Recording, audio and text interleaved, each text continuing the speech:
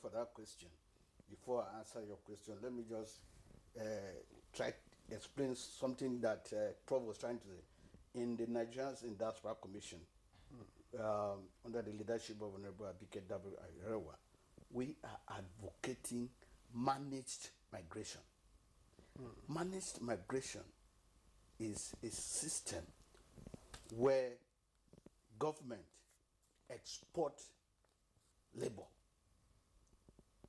avoiding exploitation. You have a partnership with a country. For instance, the Philippines, they do managed migration perfectly well. Indians, Bangladesh, Israel, they do what is called managed migration. This called irregular migration, where let's say technicians and others that don't have professional skills, maybe in education, but they are technicians, they can do chores and all that. They are exported to needy countries, right? And they are paid well. Government is aware, this agreement, and that also is useful. Then back to your question, the consequences are enormous. For instance, it's estimated that there are about 20 million Nigerians in the diaspora, 17 million second, third generation Nigerians, and about 3 million historic African diasporas. So it's a huge population out there. Brain drain. That is exodus of our best brains abroad. But I told you something, that in as much as there's brain drain, there is brain gain. And more recently, brain circulation. In NIDCOM, I can give you examples of benefits of brain gain. In 2020 and 2022, I was in the US. We had a conference by Nigerian Association of Physicians, Nigerian Physicians in the Americas, AMPA. It's an association of Nigerian physicians in the Americas.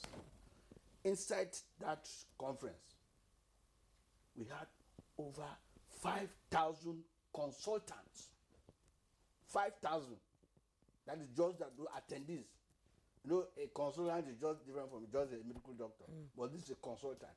I'm telling you, over 5,000 consultants there. That are Nigerians. Nigerians. Who is benefiting? The host country. Yes. You get that? So check that. What is the health system back home? You get. So, and let me tell you, President Barack Obama said, if you remove Nigerian physicians in the American health system, the system will collapse. That's a fact. They are the brightest and most intelligent immigrants in the US, Nigerians. All over the world. That is just America alone. Get it? So, in as much as we are losing our best brains, we are also getting, that's what NICOM is harvesting.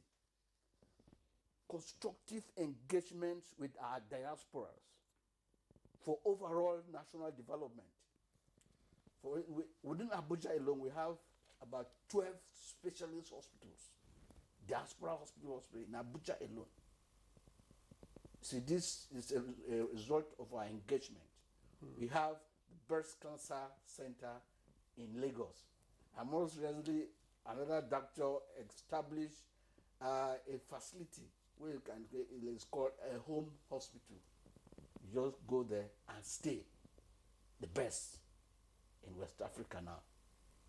In Imo State, we have another world-class hospital.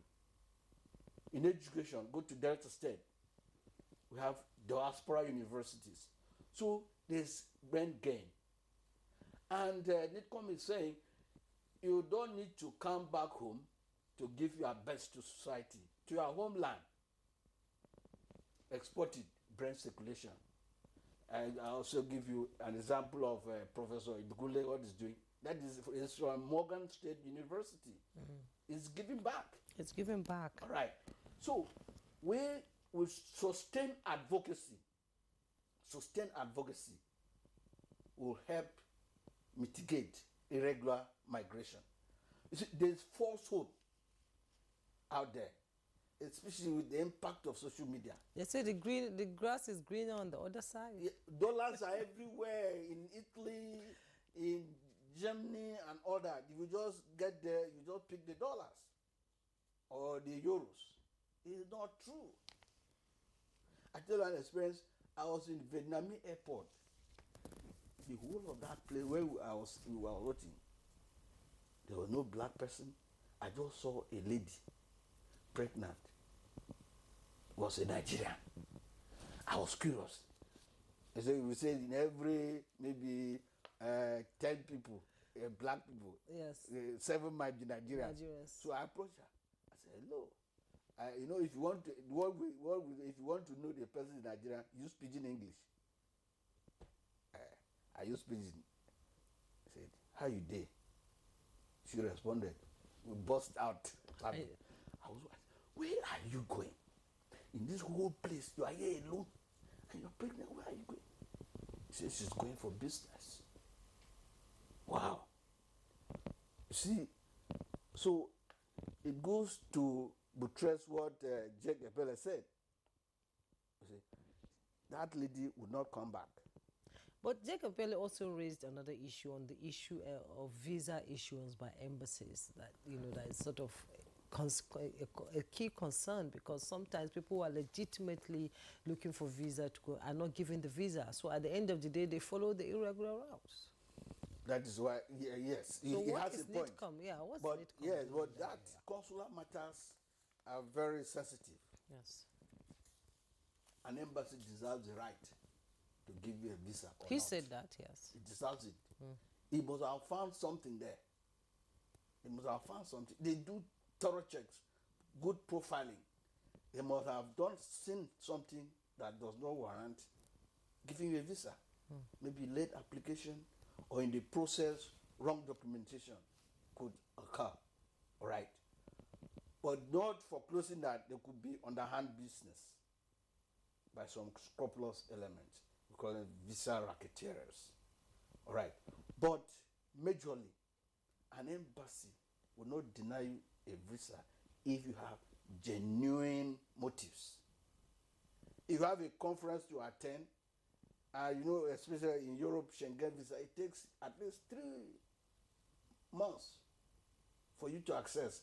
And given our nature with late starters, we always do fire brigade approach. Yes. Fire brigade approach. You will not follow the process, and you want it done. It's not done that way. We must follow global best practices. So what are the collaborative approach with other countries, Nigeria and other countries, when it comes to irregular migration? We know there are policies existing already, on that. So what are the collaboration between NITCOM and other countries when it comes to irregular migration? I see you've gone all the way out to even go to prisons abroad to bring out Nigerians, pay the fine and bring back Nigerians home. You fought for Nigerians abroad. So what is the collaborative efforts like? We engage missions diasporically. All right. I'll give you an instance. 2 young men, they went, 2 young men, Chinedu and his brother, went to play football. They left, they are university students. They went to play football in Bosnia and Herzegovina, and they deflected. And they were found in Bosnia camp. And you cannot cross the camp to the other country, Herzegovina. So, the call was put to us. The chairman, Nigerian Diaspora Commission, being a resilient,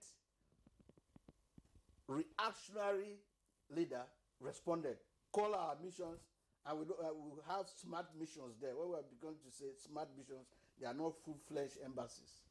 All right. For example, if you are in Turkey, we don't have embassy in Cyprus or Northern Cyprus. We have a mission in southern Cyprus. So you have an issue there, we refer you to the Turkish, Nigerian embassy in Turkey. You see the problem. So these guys were brought back with the intervention, NICOM intervention.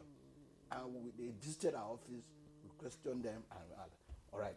Another case, we have a case of Zainab Aliu, who was from Kano. Yeah, who was on death row Yes. in Saudi Arabia. We intervened, alleged drug trafficking. He was set free with Ibrahim. Then we have another guy within Africa in Kenya, Adam Smith, was also there. These are. But these weren't irregular migrants. Yes. Yeah, yes, and so it's irregular migrants. And also, even if you went there regularly, but what of your documentation? If it expires. Expired, and you are not renewed. That is why at that point you are an illegal migrant. At that point, that means you are residing there illegally. All right. So what we do, we engage in regular advocacy. Nigerians, if must travel legitimately. All right. Thank you, Gabriel Odo. Let me